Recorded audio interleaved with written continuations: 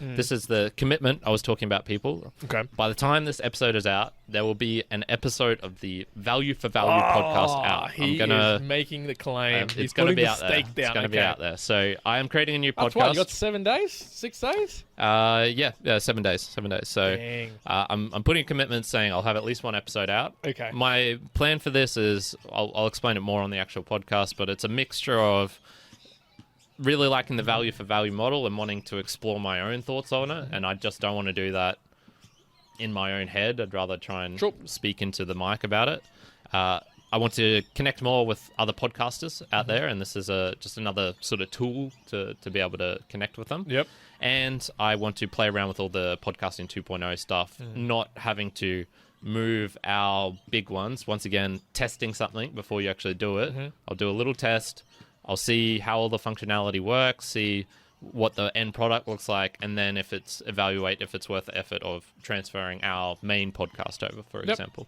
So, one of the plans I want to do with it though is I'll be talking with other podcasters, probably on the Mere Mortals channel, but I want to do a little sort of small Q&A section asking about value. So, what sort of questions do you think would be useful? You would like to hear on a value for value podcast? Like, in terms of other people, maybe some of the questions I'm sort of thinking are, what is the most sort of pleasant interaction you've had with an audience member or someone who listens to your show, for example, and why was it?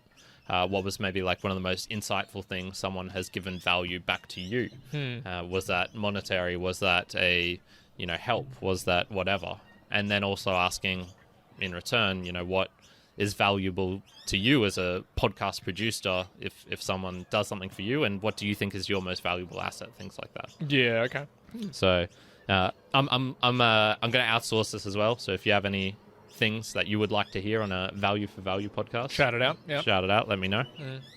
But and I'm definitely going to have to get you on that as well. I think it'll be my first one.